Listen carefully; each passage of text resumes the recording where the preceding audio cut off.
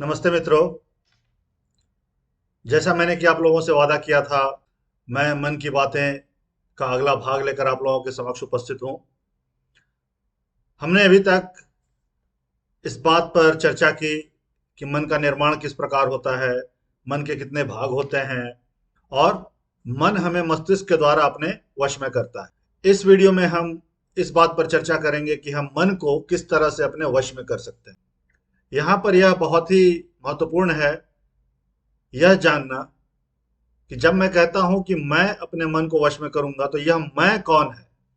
क्या यह मैं मेरा शरीर है, अथवा यह मैं मेरा मन है जो स्वयं को वश में करना चाहता है, अथवा मेरा शरीर मेरे मन को वश में करना चाहता है, अथवा मेरे शरीर का कोई अंग है जो मन को वश में करना चाहता है? तो यह मैं कौन है जो मन को वश में करना चाहता है? इसके बारे में हम तब बात करेंगे जब मैं आपको अपने अस्तित्व के 5 आवरण के बारे में बताऊंगा। उसमें हम यह विस्तृत चर्चा करेंगे कि किस तरह से 5 आवरण मिलकर इस मैं का निर्माण करते हैं। इस वीडियो में हम केवल इस बात पर चर्चा करेंगे कि किस तरह से हम अपने मन को वश में कर सकते हैं। अब अगर यदि मैं आपसे कहूं कि मैं या हम अपने मन को वश में नहीं कर सकते, क्योंकि वश में करना किसी भी वस्तु को सही नहीं है, और किसी भी वस्तु को, किसी भी व्यक्ति को, किसी भी चीज को अगर हम वश में करना चाहें तो वह वश में नहीं रह सकता। कुछ ही समय में वह फिर हमारे वश से बाहर हो जाता है। उसी प्रकार मन भी है। मन को यदि हम वश में करना चाहें तो मन कभी भी हमारे वश में रहता नहीं है। तो फिर हम इस मन के साथ क्या कर सकते हैं? इस मन को हम सिखा सकते हैं, इस मन को हम बता सकते हैं, इस मन को हम ट्रेन कर सकते हैं कि तुम्हारे लिए क्या सही है। तुम किस तरह से शरीर के दूसरे भागों के साथ व्यवहार करो, इस मस्तिष्क के साथ व्यवहार करो, ताकि यह जीवन सुचारू रूप से चल सके। मन को ट्रेन करना यह 1 घंटे की बात नहीं है, अथवा 1 दिन की बात नहीं है, अथवा 1 महीने की बात नहीं है, या 1 साल की भी बात नहीं है। मन को ट्रेन करना एक कंटिन्यूअस प्रोसेस है, जिसके तहत हम मन को बार बार यह समझाते रहते हैं दूसरे अंगों के साथ किस तरह से व्यवहार करना है। तो आइए अब हम जानते हैं कि मन को किस तरह से हम ट्रेन कर सकते हैं। मैं आपको बताऊंगा कई इसके लिए कई स्टेप हैं, और स्टेप बाय स्टेप हम इसके विषय में चर्चा करेंगे। सर्वप्रथम मन को और शरीर को आपको शांत करना है। मन और शरीर को शांत करने का सबसे अच्छा आसन कहलाता है शवासन। शवासन में आप एक शांत जगह खोजकर वहां पर सोने की अवस्था में चले जाएं। जब मैं कहता हूं सोने की अवस्था, तो इसका मतलब वहां सोना नहीं है, बल्कि आप लेट जाएं और इस तरह से लेटे जैसे आप सोए हुए हो। उस आसन में आपके सारे अंग शिथिल होने चाहिए। आपके मस्तिष्क में कोई विचार आने जाने नहीं चाहिए, क्योंकि शवासन में जब शव होता है तो उसके मस्तिष्क में कुछ नहीं होता। उसी तरह से आपको अपना मस्तिष्क खाली करना है, अपने शरीर को शिथिल करना है, और अपने सारे इंद्रियों को समेट लेना है। हम यह जानते हैं कि इंद्रियों के द्वारा ही मस्तिष्क सारे इंफॉर्मेशन कलेक्ट करता है, और इंफॉर्मेशन कलेक्ट करने में सबसे ज़्यादा सहायता हमारी आंखें करती है। आंखें लगभग 80% इंफॉर्मेशन हमारे मस्तिष्क तक पहुंचाती है। तो जैसे ही हम अपनी आंखें बंद करेंगे, 80% इंफॉर्मेशन बाहर की दुनिया का 80% इंफॉर्मेशन हमारे मस्तिष्क तक जाना बंद हो जाएगा। हम जब शांत जगह पर बैठेंगे तो हमें कुछ सुनाई नहीं देगा। हम जब हम शवासन करेंगे तो हम कुछ खा नहीं सकते। ऐसे जगह पर जाएं जहाँ पे कुछ स्मेल ना हो। तो केवल एक इंद्रिय बचता है जिससे हम बाहरी दुनिया के संपर्क में होते हैं, और वो है हमारी त्वचा, हमारे स्किन। तो हम अपने सेंसेस को सिकोड़ लेते हैं, अपने सेंसेस को समेट लेते हैं। इस प्रकार 10 मिनट तक लेटे रहने के पश्चात आपको उठना है और आंखें बंद करके गहरी श्वास लेनी है। जब मैं कहता हूं गहरी श्वास लेनी है, तो श्वास आपके पेट तक जानी चाहिए।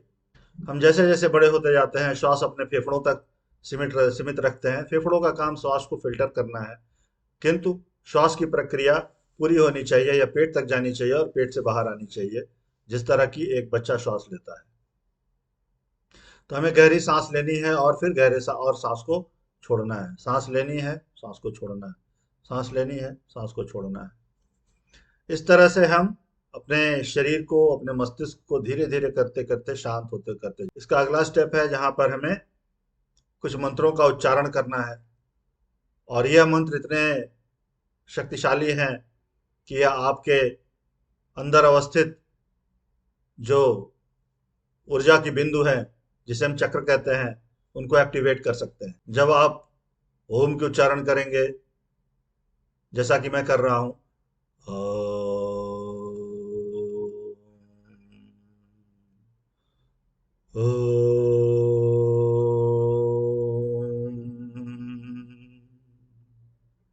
जब आप उच्चारण करना शुरू करेंगे तो आपको लगेगा कि आपके नाभि स्थान से यह आवाज निकल रही है, और मध्य में जब आप में रहेंगे तो लगेगा कि यह आवाज आपके हृदय के स्थान से निकल रही है, और मौ में जब रहेंगे तो आपको लगेगा कि यह आवाज आपके नासिका से निकल रही है। जब हम ओम करते हैं तो 4 चक्रों का समावेश है, जिसमें मणिपूरक चक्र, हृदय चक्र, विशुद्धि चक्र और आज्ञा चक्र।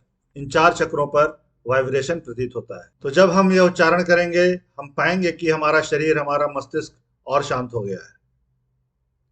अब इसमें अगला स्टेप क्या है? इसमें अगला स्टेप फिर से हमें अपने श्वास को ऊर्ध्व रूप से छोड़ना है। अगर आप लोगों ने बाबा रामदेव की वीडियो देखी होगी, जिसमें रामदेव बाबा आपको बताते हैं कपाल भाती, यह कपाल भाती वही है, यह श्वास वही है जिसमें हम श्वास को धीरे धीरे बाहर छोड़ते हैं। लेकिन आपको इतनी तेजी से नहीं छोड़नी है, आप धीरे धीरे छोड़ सकते हैं।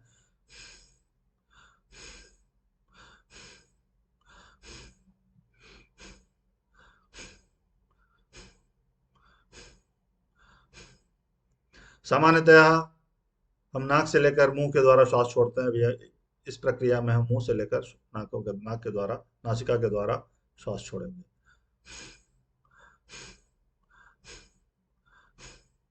जब आप यह श्वास छोड़ते हैं तो आपका पेट अंदर की तरफ जाना चाहिए, और उसके बाद हम अपनी आंखों को बंद कर लेते हैं और अपने विचार को देखना शुरू करते हैं। हमारा सारा ध्यान, हमारा सारा फोकस हमें अपने विचारों पर रखना है। यह विचार एक के बाद एक आते जाएंगे। यह विचारों का प्रवाह आपके मस्तिष्क के द्वारा होता रहेगा। आपको उन विचारों से सर्वथा भिन्न हो जाना है। आपको एक विचार के पीछे उसके दूसरे विचार नहीं आने चाहिए, एक विचार से संबंधित उसका दूसरा विचार नहीं आना चाहिए। यह प्रयास करना है, और यह प्रयास इतना सरल नहीं है। इस प्रयास में आपको समय देना पड़ेगा। तो हमें, जब हम शांत होकर बैठते हैं और हम अपने विचारों को देखना शुरू करते हैं, तो यह विचार क्रमबद्ध तरीके से एक के बाद एक आने, और एक विचार के पीछे उसी से संबंधित दूसरे विचार भी आते हैं, फिर दूसरे के बाद तीसरे विचार भी आते हैं। इस तरह से विचारों का एक पूरी श्रृंखला बन जाती है, और ये विचारों की श्रृंखला हमारे शरीर में अलग अलग तरह की अनुभव, अलग अलग तरह की भावनाएं उत्पन्न करती है।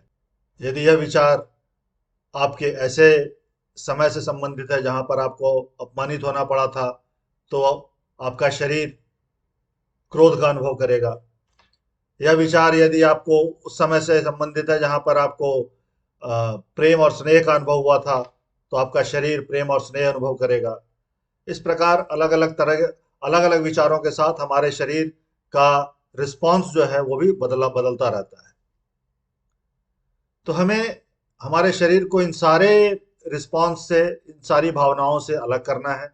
उसके लिए बहुत आवश्यक है कि हम अपने मस्तिष्क में उठने वाले सारे विचारों को अलग करें, और जो विचारों की श्रृंखला बनती है, एक के बाद दूसरा, दूसरे के बाद तीसरा, हमें इन विचारों की श्रृंखला को तोड़ देना है। यदि हम शुरुआत करें 15 मिनट से या 20 मिनट से शुरुआत करें, और इस समय को हम बढ़ाते जाएं, बढ़ाकर हम यदि इसे 1 घंटा कर दें, तो हम पाएंगे कि हमारे प्रतिदिन के कार्य में बहुत ही अधिक बदलाव आया है।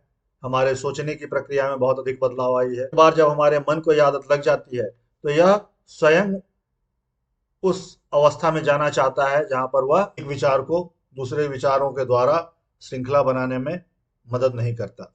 24 घंटे आपको इस प्रक्रिया में संलग्न रहना पड़ेगा। 15-20 मिनट यह करने के उपरांत जब अपनी आंखें खोलें तो आप स्वयं को बहुत ही शांत पाएंगे, अपने मस्तिष्क को बहुत शांत पाएंगे और आपका संपूर्ण शरीर आनंद का अनुभव करेगा।